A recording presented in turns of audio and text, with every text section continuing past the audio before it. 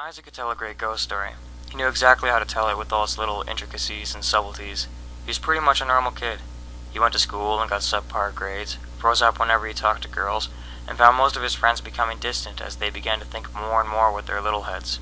He was happy for a time, until his parents decided to move into a new house. See, this house wasn't exactly new, and it wasn't exactly pricey either. It was common knowledge throughout the community that a murder-suicide had taken place in that residence, but that never seemed to faze Isaac's parents. Now, after this sweet little family moved into this place, things took a turn for the worse. Isaac had trouble eating and sleeping and started complaining about seeing people wandering throughout in the house. There are two types of people in this world. The ones who would hear this and immediately think that Isaac is seeing the ghosts of the people who died in the home. Isaac didn't fall under this category, because he always thought that they were something more. The other type of person is the type that will think rationally. They think that Isaac would never have started complaining about seeing people out and about his home if he never knew about the incident in the first place. They think the only logical explanation is that Isaac is just a paranoid schizophrenic or something else that they couldn't be bothered with. Well, unfortunately for Isaac, his parents fell under the second category and sent him to a psychiatrist to undergo psychoanalysis. The idiot doctor gives him the runaround, asking him what he sees when he looks at ink blotches and is always so concerned about how all the little problems in his life make him feel. The doctor doesn't help much, and nothing gets done, except a prescription of Xanax, Zoloft, and a bundle more of antidepressants and mood-altering drugs. The psychiatrist also gave him a tape recorder to record his emotions for God knows what. So Isaac goes back to school, to find everyone naturally acting strange around him. Nobody talks to him, they won't even look at him like he was some sort of freak or something, and even his closest friends forget him. His teachers think he's nothing more than just some sort of martyr. Isaac was alone, and even he knew a counselor couldn't help him, not that a counselor had ever helped him. Soon, his parents left town for a 2-week cruise, because even they got tired of their little attention seeker. Like most parents, this was a time to be happy for a mere slice in their life. Now, Isaac may have been getting semi-bad grades in school, but he knew an opportunity when he saw one.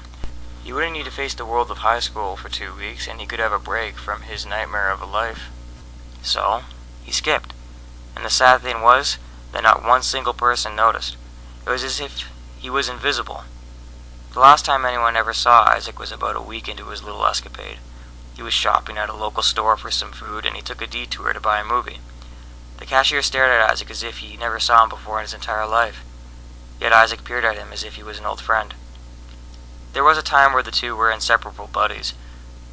But now, Isaac was invisible. That night he walked home to have an incident of his own occur. He was watching TV when he first heard it. It wasn't that loud at first, but soon.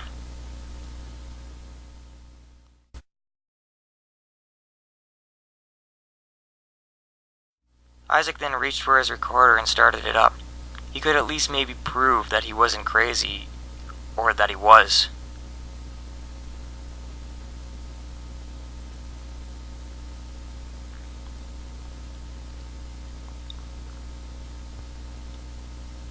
Fear isn't really quite the right word. Sure, Isaac is scared, but there's this overwhelming feeling that he forgot to take his medication. He was a schizo after all, but something doesn't really seem right. He thinks he's sleeping. He thinks that what was happening in front of him wasn't actually there. But how could he be sure? How could he know? They stood there for a while, just staring at each other. But the thing is, Isaac wasn't quite sure if he was just seeing a reflection of himself, seeing what he wanted to see, what he needed to see. So, he left. He turned around and walked back towards his living room, turning his back on what could have been himself.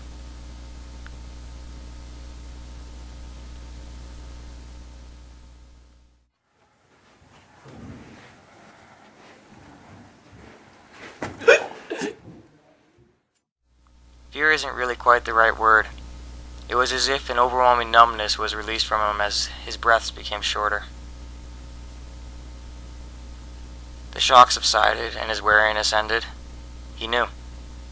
He knew that he was going to die, right there, bleeding on his own carpet. And then, with a sudden will to live, Isaac let go. He screamed.